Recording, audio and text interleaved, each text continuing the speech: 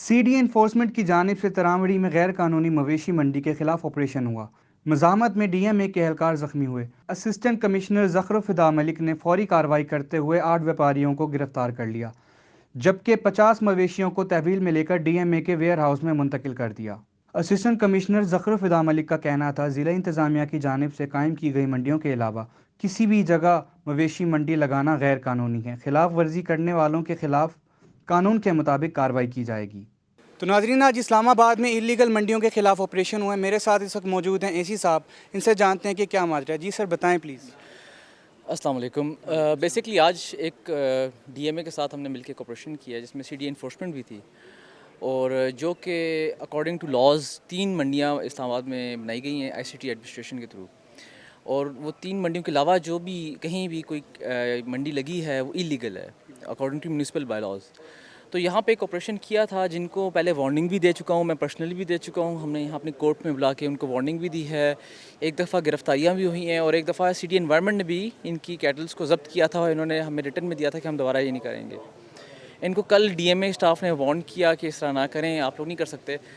फिर भी इन्होंने प्राइवेट लैंड के ऊपर एक बहुत बड़ी मंडी लगाई, जिसकी जब ऑपरेशन करने के जब इनको रोका गया तो इनमें से 30-40 बंदों ने मिल के एक बंदे के डीएमए स्टाफ को मारा और उसका सर फाड़ दिया। इसके साथ साथ गाड़ियाँ भी डैमेज की हैं, और एक गाड़ी को इन्होंने कॉन्फिस्केट अपने पास रख लिया, और अभी तक 2 बंदे कॉन्ट्रैक्टर के इनके पास थे जिसके खिलाफ हम अभी ऑपरेशन कर रहे थे।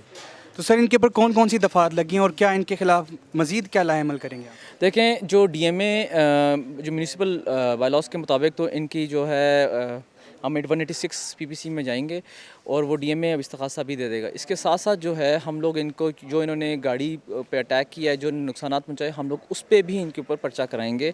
और हमने अभी 6 बंदे गिरफ़्तार कर लिए हैं। हमने इनकी जो कैटल से काफ़ी गिरफ़्तार कर लिए, और अभी भी कुछ लोग इनके भागे हुए हैं। हम उनके नाम निकाल रहे हैं और उनको गिरफ़्तार करेंगे भी। तो नाज़रीन, की हमारे साथ एसी साहब मौजूद थे और अभी हम डीएमए के डायरेक्टर से भी इंटरव्यू करेंगे। तो मेरे साथ इस वक्त मौजूद हैं डीएमए के डायरेक्टर। इनसे जो इलीगल मंडियों के ऊपर जो कार्रवाई हुई है उसके ऊपर जितनी भी ब्रीफिंग है वो इनसे मालूम करते हैं। बिस्मिल्लाहिर्रहमानिर्रहीम। जैसा कि आप सबको पता है कि तरावड़ी एरिया के करीब जो है झंग सैदा में एक लीगल कैटल मंडी या मवेशी मंडी का अहतमाम किया गया है एमसीआई की तरफ से, लेकिन बहुत सारे इलीगल मंडीज़ भी, गैर कानूनी मंडीज़ भी मवेशी बेच रहे हैं। जैसे कि हमें पता चला कि ऐन तरावड़ी चौक के एरिया में वहाँ पे एक इस तरह के इलीगल मंडी ऑपरेट कर रहा था, तो हमारे बंदे गए हैं। अनफॉर्चुनेटली कोई इस तरह का स्कफल हुआ है और दोनों हमारे बंदे को पकड़ के मारा कुटा गया है, उसके खून निकले थे।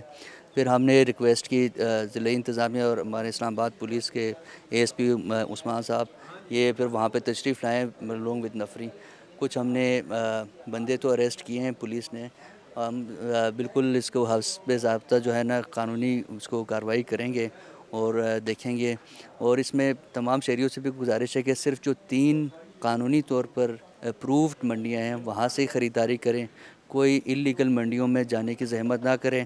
एनसीओसी के ज़वाबित के मुताबिक किसी भी सेटलमेंट एरिया में जो है ना कोई लीगल मंडी नहीं लग सकता, बीमारी फैलने का ख़दशा होता है। आप सिर्फ लीगल मंडियों में ही अपनी कुर्बानी के जो जानवर हैं वहाँ पे ख़रीदारी करें। बहुत शुक्रिया सर।